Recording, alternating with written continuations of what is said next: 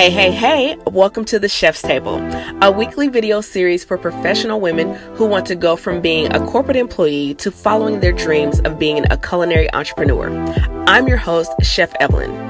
This is the place for successful women who want to live, cook, and work on their own terms. So if that's you, let's get started.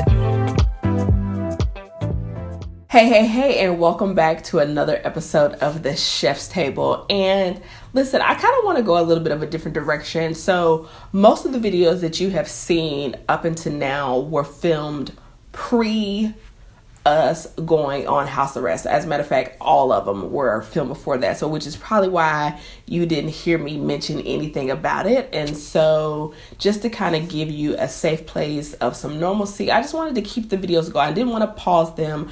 I wanted to share with you what I already had planned to share with you. But I thought that, I don't know if we are still on lockdown by the time you're watching this video, but today is April the 15th, just to give you a reference. So this is my first time recording videos since all of those videos before. It's a little secret if you don't know. I create a lot of videos at one time and then I schedule them out for you guys to see. Otherwise, you wouldn't be getting a video every week. Listen, girl. So here's the thing. So obviously lots of us are watching Netflix and movies and streaming and all that. But I watched this movie some time ago, last year when I took a vacation. It was the 100-Yard Journey. And it's a food movie, and it's about a really talented chef who is torn between, really rising through the ranks as a professional chef or maintaining his family's restaurant. And so I kind of wanted to share with you some lessons that I learned from that movie and some lessons that I share with my clients that I think would be really helpful for you in your culinary journey. Not specifically as far as like your techniques in the kitchen, because the movie doesn't really go into a lot of that, but just as far as being in this career field, particularly as an entrepreneur, where in this movie, he's not an entrepreneur, but I think some of the lessons are really applicable. So I've got my notes here, like I always do. And so just wanted to share these with you. So the first thing is always be honing your craft. And I will say this, I had a chef that I met years ago, probably when I was fresh out of culinary school. And one of the things he told me that I did not heed his advice at the time. And he was like, you need to be cooking every single day, like every single day. You need to be making something new and different and interesting every single day to make sure that your skills are sharp. And so one of the things that movie made me realize is that even though the chef was super, super talented, there's always more to learn. And that's exactly what he did. And listen, there may be spoilers in this. So if you haven't seen the movie, then pause this video when you get a chance, go watch the movie, and then come back and let me know if you agree with some of these same lessons. Okay. Or if you're somebody who you're like, I don't really care about spoilers, then girl, keep watching. Okay. So always honing your craft. The second thing is that it's okay to ask for help. So, early in the movie, like he knows that he's got some raw talent, but he knows there's some things he doesn't know. And so he reaches out to someone who clearly has a developed skill set, a developed palate to help him. And so I think a lot of times, not necessarily from a culinary standpoint, because I think we're always willing to learn different techniques and flavor combinations in the kitchen.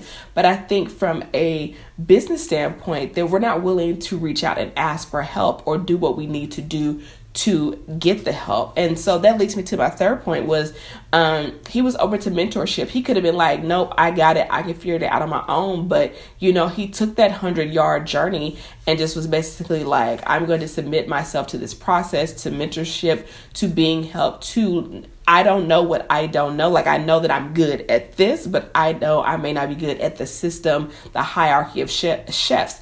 And so from a business standpoint, I think one of the things I like to reinforce to my students is one of the best decisions they made, whether it was me or somebody else, is hiring a mentor, because you do not know what you don't know. And so that's what a mentor is for, is someone who has been ahead of you and is going at least in the general vicinity of where you want to go, and they can walk you through that process.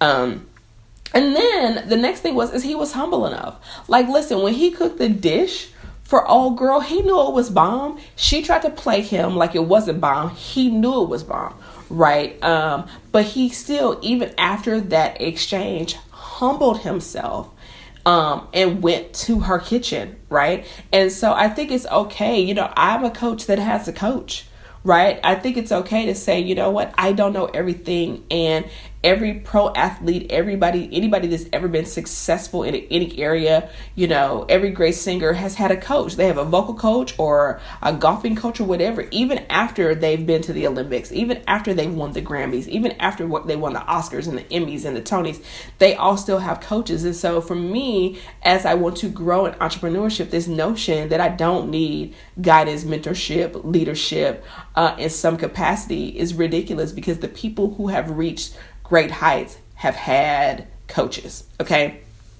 And so I think, to my next point, is always be a student. So yes, even when you have your mentor, is that he was reading books, he was trying different things, he was coming up with new things.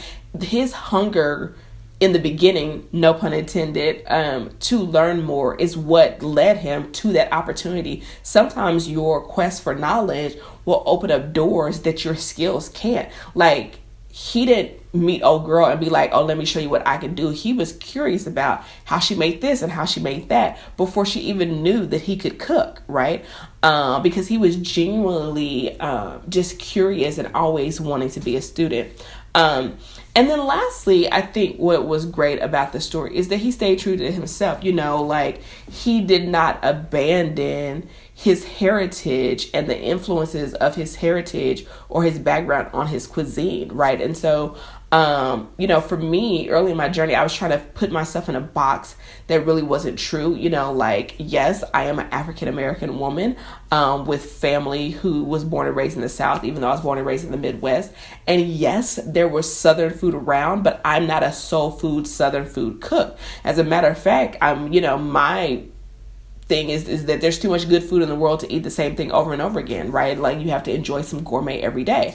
And so I remember early on trying to be like, oh, I guess I should do soul food. I guess I should do Southern food, comfort food, because that's what people have expected of me. But the reality was that's not authentic to who I am. Yes, I can do those things.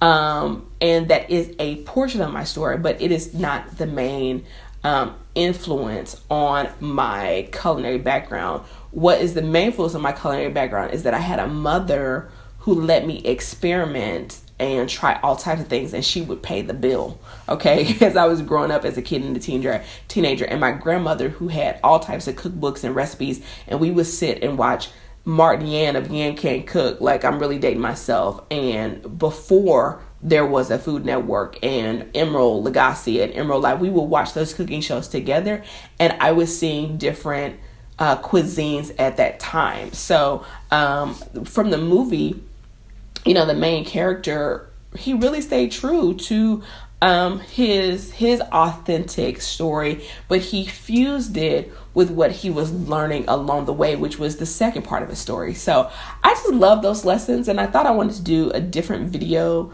from a entrepreneur point of view on what you can learn from watching 100-Yard Journey. If you haven't watched it, check it out, and let me know in the comments, were there any takeaways? Have you seen the movie, number one? And then, are there any other takeaways that you took from the movie that you think would be great for a chef or aspiring chef or for a culinary entrepreneur? And I will see you in the next video. Peace. Thank you so much for watching. If you're ready to make the transition from employee to entrepreneur, then make sure to register for From Corporate to Culinary. From Corporate to Culinary is a mini course designed to help professional women begin the process of following their passion. So whether you are still on the fence about following your dreams or you have already leaped from the corporate ladder, From Corporate to Culinary equips you with the tools you need to live, cook, and work on your own terms. For more details and to register, go to FromCorporateToCulinary.com. Now, if you enjoyed this video, go ahead and click that subscribe button and turn on your notifications so that you never miss a new episode. And to see what I'm cooking up behind the scenes, make sure to follow me on Instagram and Facebook as Chef Evelyn. That's all for today, and I'll see you next week. Peace.